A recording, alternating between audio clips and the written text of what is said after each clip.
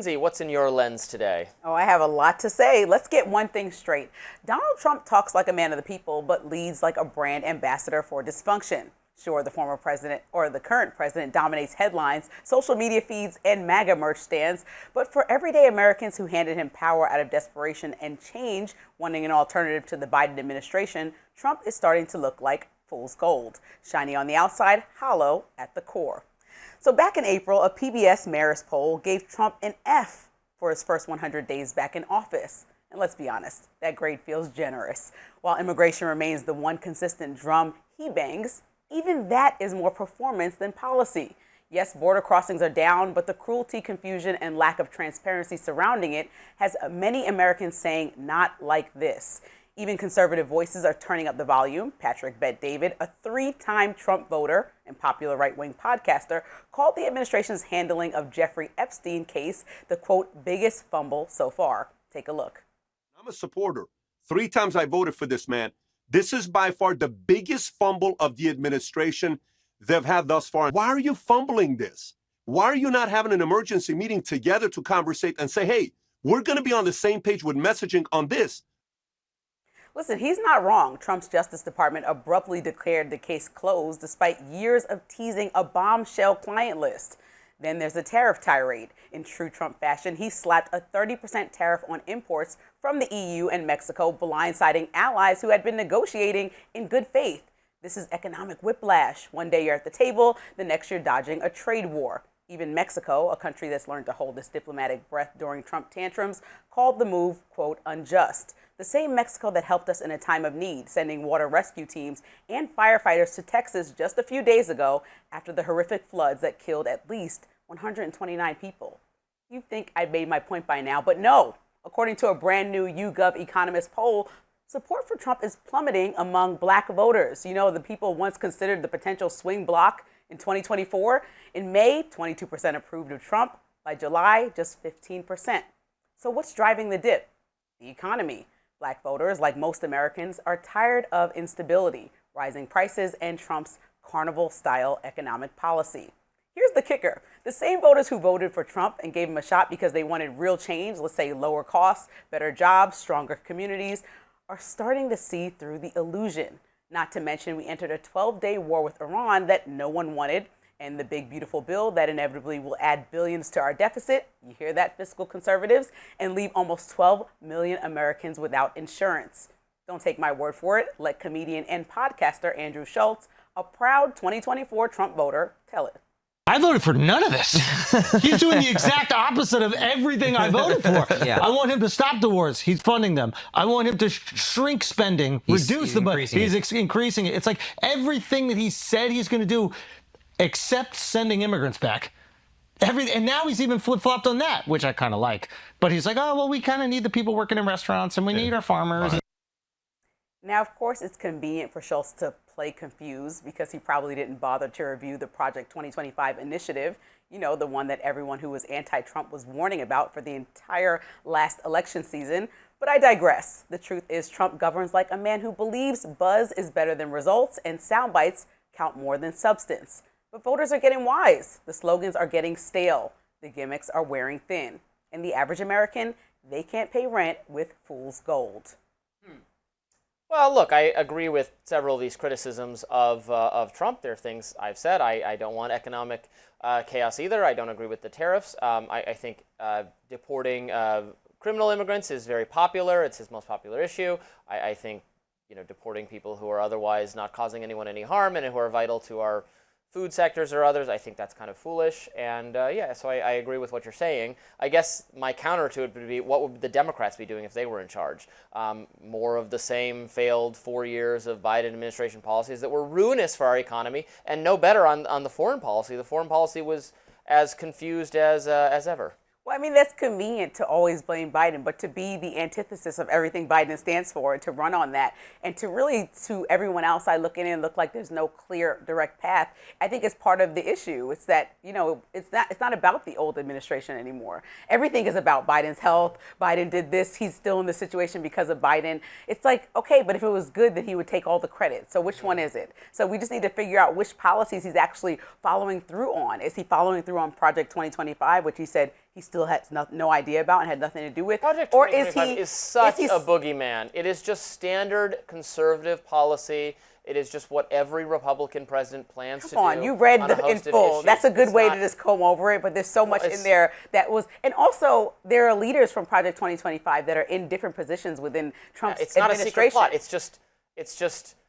It's just conservative policy. People act like it's this weird blueprint. That it's just the exact same things that conservatives have always wanted to do, like shrinking the Department of Education, making foreign policy more America first, cutting waste, fraud, and abuse, deporting illegal immigrants who are violent. It's just the conservative plan. There's nothing nefarious about it. The fact that Trump has no association to it and is doing similar things going down the list, but separately campaigned on different things, like to not add to the deficits, talk about how wasteful Democrats are. Elon Musk totally trying to embarrass him over this big, beautiful bill. I think there's so much, and I think that Andrew Schulz stuck out because Andrew Schulz is not a conservative podcaster, right? He's just a person, kind of like Joe Rogan, who made a decision in the election season and was going to be confident about it and said what he had to say. But I think the fact that he is looking back, even if he is playing, in my opinion, dumb, because I think he is well-read and understands what Trump actually was going to do if it aligns with the traditional conservative agenda.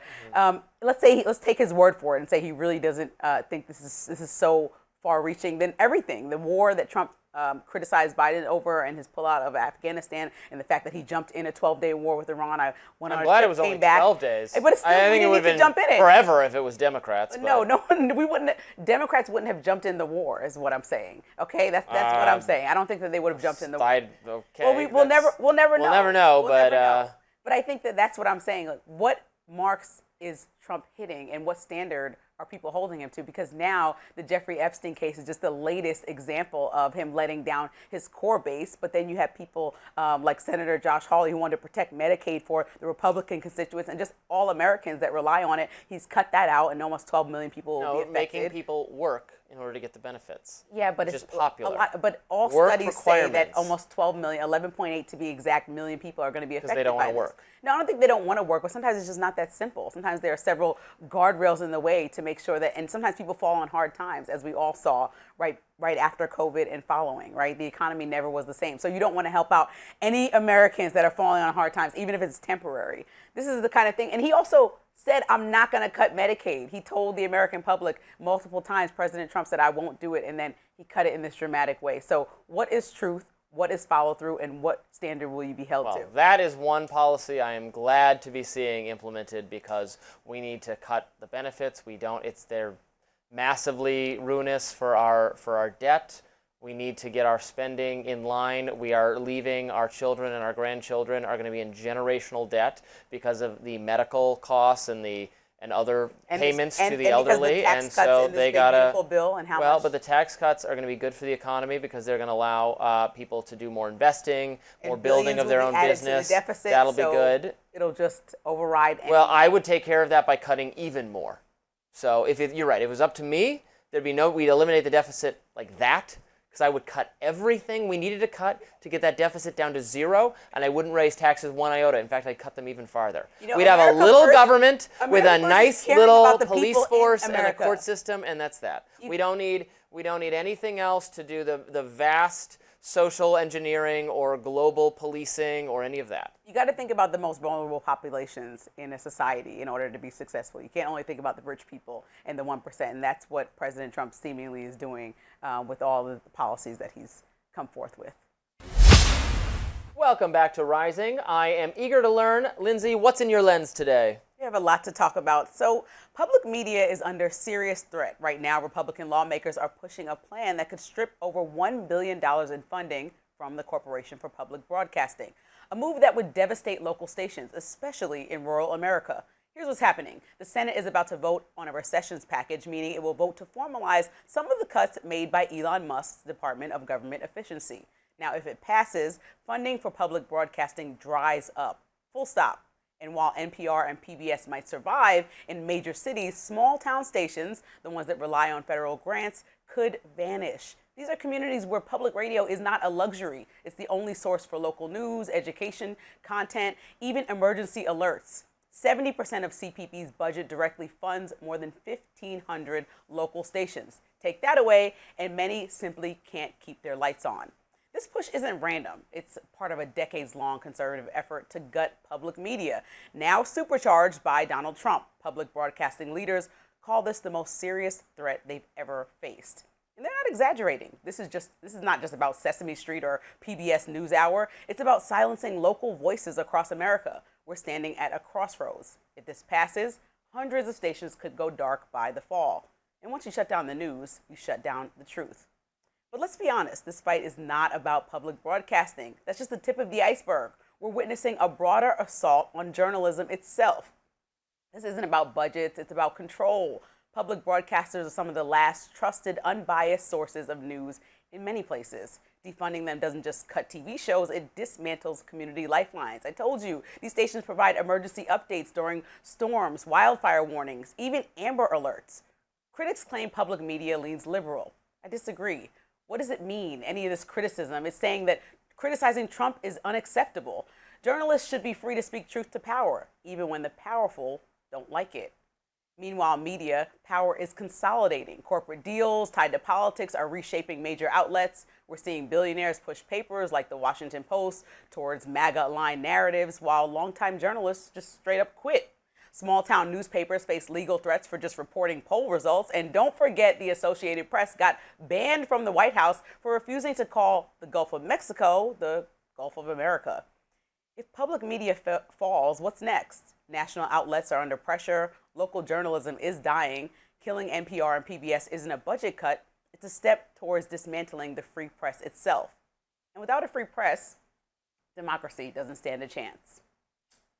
Oh, dear me. Oh, wow. I feel strongly about journalism. I feel strongly about I feel strongly about that. That's ridiculous. So, and I didn't even get to really touch on the impacts that Sesame Street and some of the educational programming has for kids that are underserved, so they don't have access. Like, it's a privilege for us to have access to the internet. They don't have access to the internet. No, this was an issue during COVID, which you have to be aware of. I think when you have the luxury of basic things, it makes it so that you think everyone does. But some people in America were not able to do things like, when they weren't able to go to school, get lunch and access the internet at all, which put them at a huge detriment when it was COVID, and you saw the disparities within America itself. So we know that that's true. Even people weren't able to, because they weren't able to access the library. How do you get there if your parents must work and you have no car? They don't have Uber. Like, these are all luxuries that we think are basic things that most Americans on your phone. No, some kids don't have phones, Robbie. That's what I'm trying to tell you. The lucky ones don't. That's I think we all speak from a place of, like, and I've lived in a lot of these cities on the outskirts of America where, of course, you have cable. Of course, you have options for free TV. Some people don't even have a TV, so they listen to public free radio. There's so many things that some of these stations like NPR and PBS use to get information out there, like those Amber Alerts, weather alerts, and important information, not just the Sesame Street, but it also is an educational tool for young kids that don't have access, the same access to all the Miss Rachels and YouTube and everything else that everyone can watch.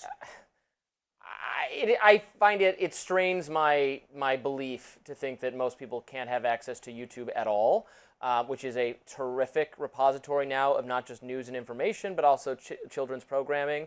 As far as PBS and NPR are concerned, look, I'm sorry, the market has to decide. If people value this product, they'll pay for it, they'll subscribe to it.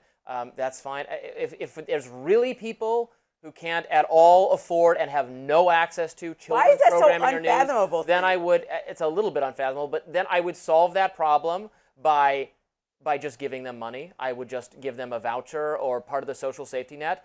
My view of the social safety net, if we have to have it, is not about the government subsidizing products and services, but just giving money to people who need it directly. I don't think the government should be in the business of creating programming or funding programming. If we're going to have some kind of social safety net, we should do it as simply as possible. You just give money to people who need it. So that's how I would deal with the problem you're arriving at. Obviously, people should not be forced. I'm not saying PBS is necessarily biased. NPR is clearly ideologically far left, progressive in terms of its cultural values. Half of Americans are not cultural progressive, more probably. They don't want to pay for that. I don't see what, in the same sense that I would never ask you, Lindsey, to subsidize Fox News or Newsmax or the Robbie YouTube show for Reason Magazine. No, it's the exact same thing. It is 100% the exact same thing. No, I also think it is a lie that NPR is neutral, but Fox News is biased. When you're saying like cut off PBS and NPR, and you're saying cut people checks instead. Yes. Right? I think the reason for the government subsidizing certain programs like medical care or like access to informational programming is because if you give somebody a $10,000 check, does that mean they're going to go spend it on the actual thing that's necessary to build your education, the information you need to know how to move about your day? No, people are probably going to spend it on basic needs, getting that extra dinner that they wanted to get, doing something nice for themselves. Well, they should. Then they should. there are If they things that- value the dinner more than Sesame Street, that is how they it's should important spend for the you- money. no, It's it's important for you to be paternalistic to educated, pretend no. you know what's good for them more than they Providing do. the option and making it equally accessible. You want the whole of America to be on a playing field that's actually level so people can have the opportunity to achieve the American dream. Some of that requires education, understanding, information. And so these services and medical care, some of these, this all is necessary to build your livelihood. And so it's not going to always be up to the children to make that choice if their parents receiving the money for them. Like you said, they don't have the autonomy to be like, oh yeah, get that educational programming. No, they're all going to be like, okay, let's go to the water park.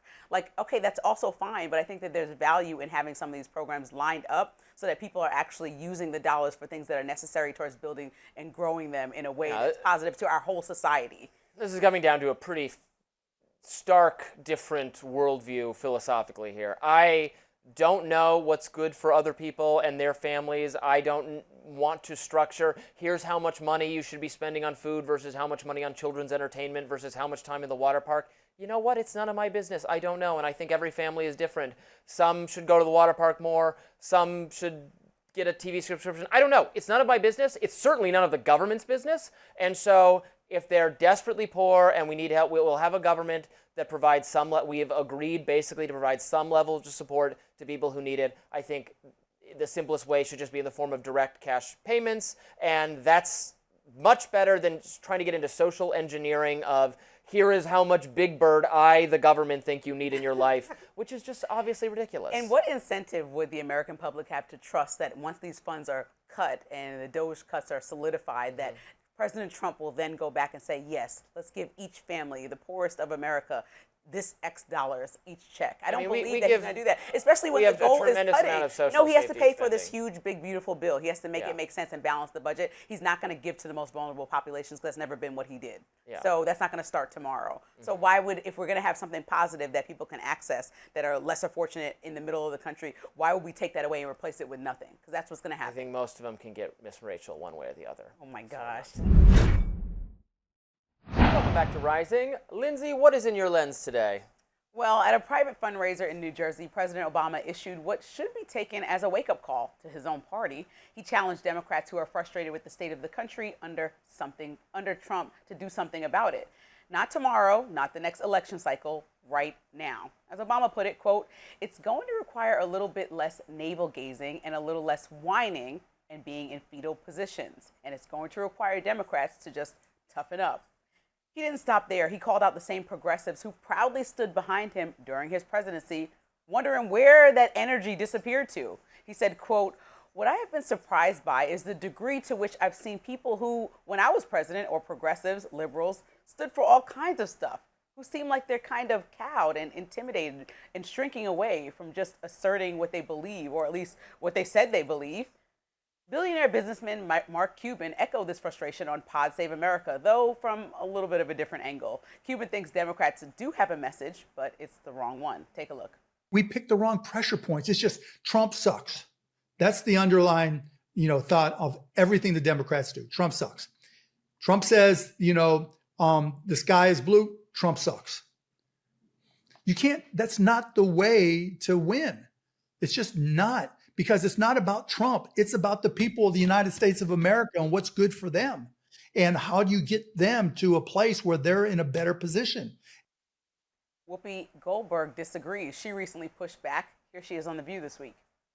With much due respect to you both, I believe you are pointing the finger at the wrong person when you say Democrats. And listen, I love Whoopi. I spent time with her during my stint co-hosting The View. But this time, I think she's totally missing the point. Obama's not criticizing the average voter or rank-and-file Democrat. He's calling out the silence of Democratic leaders specifically, the ones who spent billions of dollars warning voters that Trump was an existential threat to democracy, only to follow up with nothing. No unified strategy, no economic plan, just more reminders that, quote, Trump sucks. To Cuban's point, Democrats have reduced their platform to little more than that. And data proves it. So according to the New York Times, before the last election, Republicans were making steady gains in working class counties. Democrats, well, they were growing almost exclusively in wealthier, college-educated areas. Even Bernie Sanders saw it coming. He warned Kamala directly before the election, telling her the party was ignoring, quote, pocketbook issues and focusing too much on converting Republicans instead of reconnecting with working Americans. After that defeat, Bernie didn't mince words, writing on X, quote, it should come as no great surprise that a Democratic Party which has abandoned the working class people would find that the working class people have abandoned them. And that's the heart of the problem. Trump's 2024 win wasn't a fluke. It was the result of years of Democratic neglect in working class America. Back in 2016, Democrats had Russia to blame, but not this time. The loss is on them. They're throwing money at the problem and it won't fix it, nor will endlessly searching for this new Joe Rogan type of person to magically speak for the party. What voters are asking for isn't complicated: authenticity, fresh thinking, and real solutions. Look at Zohran Mamdani, the socialist who just won New York's Democratic mayoral primary. Why did he win? Because he talked about exactly what matters: jobs, housing, healthcare. He spoke to the economic discontent, that the same force that fueled Trump's rise. Mamdani understood that the establishment refuses to admit the economy isn't working for average Americans, and they're desperate for someone who gets it. But here's the kicker. Democrats actually have an opening. Trump's approval is slipping. Inflation is on the rise, like you just heard. His economic policies and tariffs are backfiring. Americans don't like the way he's going about immigration reform.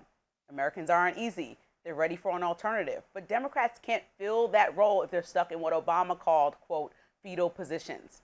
This is a call for courage, a call for realignment, a call for unified action over ideology. It's a time for Democrats to stop whining, stop chasing Republicans, and start fighting for the people they claim to represent. Otherwise, get ready for more red maps and more heartbreak. Yeah, as far as Obama's concerned, when he says things like Democrats should toughen up, do the hard, it's kind of slogany and rhetoric. Like, well, what does that actually mean? It doesn't bother me. I don't think it's necessarily bad advice or wrong advice. It's just a little substance-free, which tends to be what Obama does these days, when he speaks at a college or something. I mean, I don't mind a lot of what he says. Sometimes he'll even kind of chide progressive activists for being overly obsessed with wokeness. It seems kind of clear to me that wokeness annoys him, which I appreciate. Mark Cuban is someone I've always kind of admired. I'm a big fan of Shark Tank. I respect that he's a very successful businessman. I think a lot of his policies and economic ideas are decent, and he's, I think, correct that just shrieking Trump sucks is not a appealing message. So I agree with the thrust of the radar. So I thought that people might think about Obama in a way of like good message, maybe wrong messenger, because he's played kind of neutral. So I want to play this clip from Charlemagne that actually voiced the same concern as you. Sure. It's mind-boggling to me when I hear people like President Obama say things that regular, everyday people been saying for years. We've been saying Democrats were cowards. It's just wild to hear President Obama say that now, as if Democrats haven't been cowards for the past decade. So my only issue was that Obama, rightfully so, decided to do Netflix and other adventures with Michelle Obama, and so they bowed out of when it was crucial time to have executive decisions be made in the party. And I think that he went with what the status quo was, which is, okay, we're pushing Joe Biden through and all. So that's my biggest critique of him saying it, but the message is still something. Yeah, Obama's not very popular with the left, is he? Right? He's popular with liberals. I think left people don't like him very much. Oh, I don't. That's not what my read on the situation. Yeah. But I do think that it's coming from, it feels a little condescending, but the point's still there, because what makes up the Democratic Party is not just the leaders, right? It's the people. And the people in the Democratic Party, I think, largely are like the same way that in the right and Trump's base is moving more towards the right and becoming MAGA. I think like people on the left are moving more towards the left and want leaders like Mamdani to lean all the way into those policies. Well, do they want those? If they want those policies, then I think many on the right would say, good, please promote those policies, because those policies are terrible and won't be popular. I think Mamdani you can't put them in any worse situation than Trump is doing right now. We just talked about he got an F in the first 100 days. Oh, it can get a lot worse under socialism. He's bringing inflation up. Socialism, you wait in line for bread. Iran for 12 days. I mean, Trump did a lot. That's not exactly it can get a lot worse. I mean, every country that actually implements socialism has horrific depression and then a political repression and ends up like killing all the people that wear glasses. So let's, That's so extreme. Well, that's what happens under socialism. think Is a he's- form of extremism Right, but I don't where the think the government goal- centralizes control of the economy and then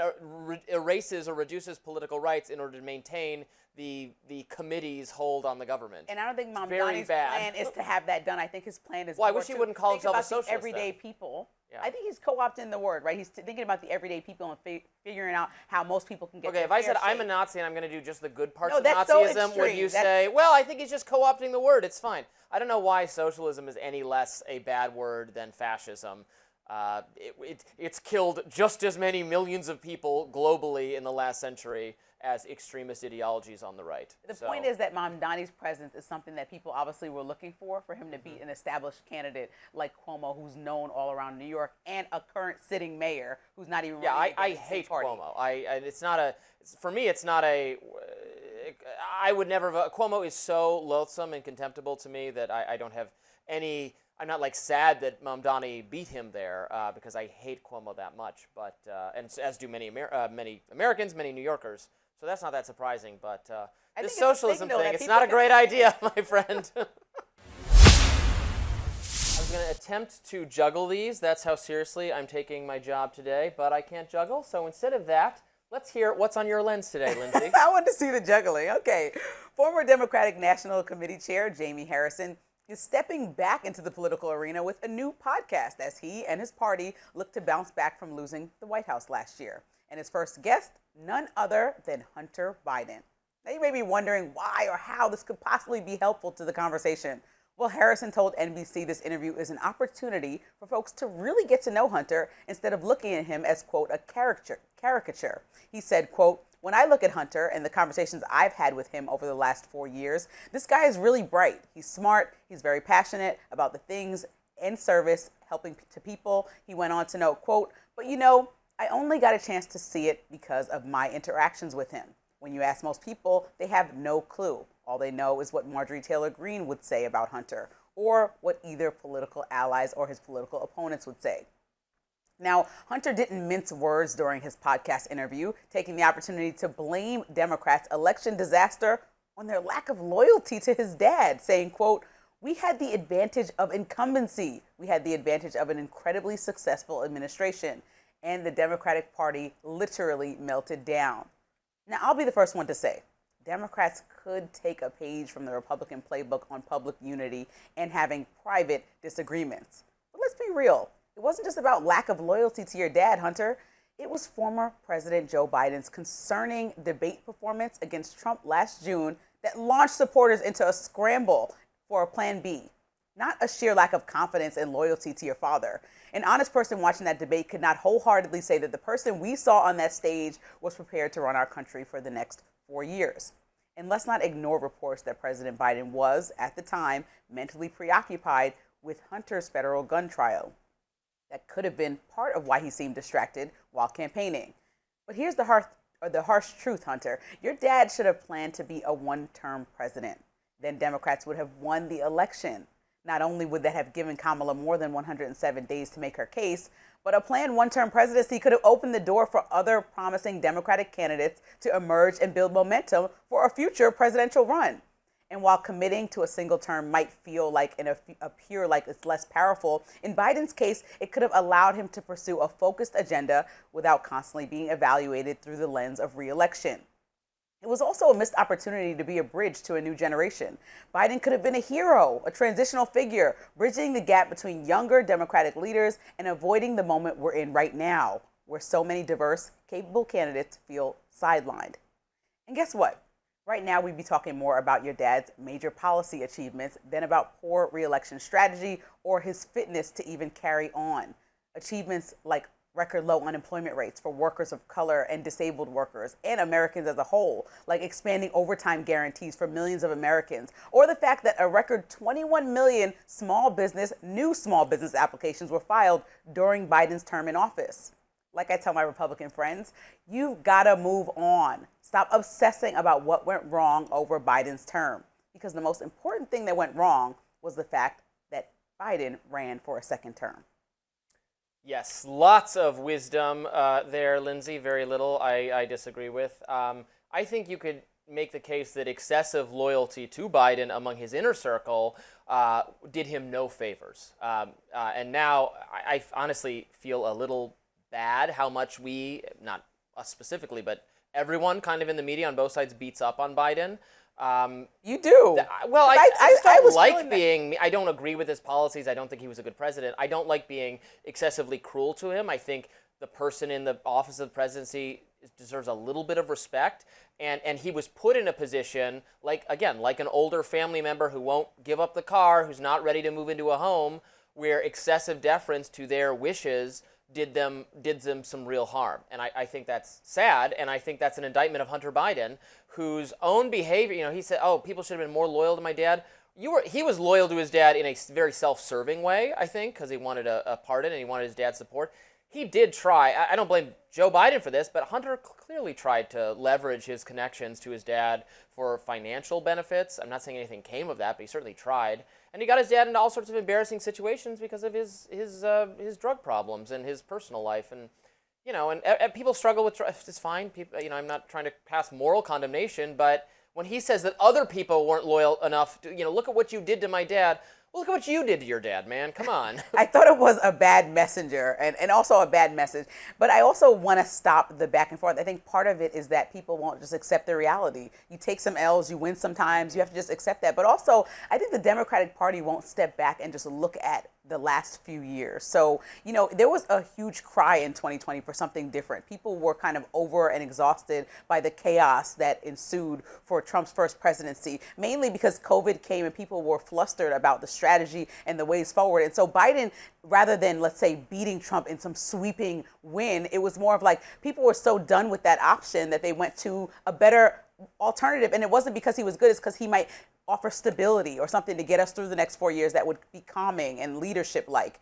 And so I think that to miscalculate that's what people wanted twice, when we were fully out of COVID by the time that Biden was ready to run against Trump again, and then to switch to Kamala the last quarter, when there were people that had to be mentioning that, what's the plan here? I know ego tells you should run more than once, especially if you're an incumbent, that you have the advantage. Yeah. But just smart and looking at the field, journalism all over the place, understanding, reading the room tells you that wasn't a good strategy. So that's the frustrating part, because everybody knew what was at stake. Everyone who was complaining, everyone who goes as far as to call Trump a fascist and all these different names, apparently knew what they felt was at stake. And so for this to be the solution, for Biden to run again, and then switch the change when there was no other choice. After that debate, there was no other choice. It just was a loss, in my opinion. Yeah. So to switch 107 days out, to me, you provided no room for a real strategy to happen. And the idea, Biden's poll numbers were so low. The idea that he was at some kind of competitive advantage, even Kamala Harris, who's not, I don't think, a terrific candidate, but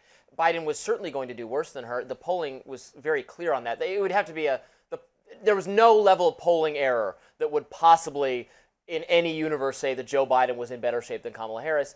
Incumbency is just not. Incumbency did used to be an advantage. I would argue for most of the 20th century in presidential politics, incumbency did provide some advantage. It wasn't an ironclad advantage, but it was an advantage. I don't think in our modern political era, incumbency is necessarily an advantage. Our media coverage is so partisan and so negative that I think even if you're a relatively successful president, you're going to get more negative coverage than you would have even 10 or 20 years ago. So I don't know that incumbency is an advantage. Also, can we, for just 1 second, talk about Jamie Harrison? Why is he doing this? I saw him. What's wrong? Everyone's doing a podcast. Well, yeah, and I saw him being touted, is Jamie Harrison the liberal Joe Rogan? And I'm like, well, not if his idea is to rehabilitate Hunter Biden. Contrast that with, for instance, Gavin Newsom, who started a podcast and has interviewed Charlie Kirk and Steve Bannon, and came off, I thought, pretty more likable than I thought of him beforehand. I think Gavin Newsom shows how to do this. Again, I'm giving credit where it's due. I don't like Gavin Newsom, but I think he's doing a better job in the podcasting space. Certainly than Jamie Harrison. Let's bring Hunter Biden back into the mix. I think the thing is that people seeing people outside of the headlines and outside of at press conferences or outside of anything that's political provides a space for you to get to know people. It's almost like when you watch Michelle Obama and her podcast. Like, a lot of people have these assumptions about what's going on in her life or all these other things, but then you sit down and you feel like you're sitting at the table with her and you get to know her better. So I think it's smart for Jamie to do this. I think it's smart for him to bring more Democrats on, because a lot of people said they didn't feel like they knew Kamala. So maybe these are opportunities they can create before an election season.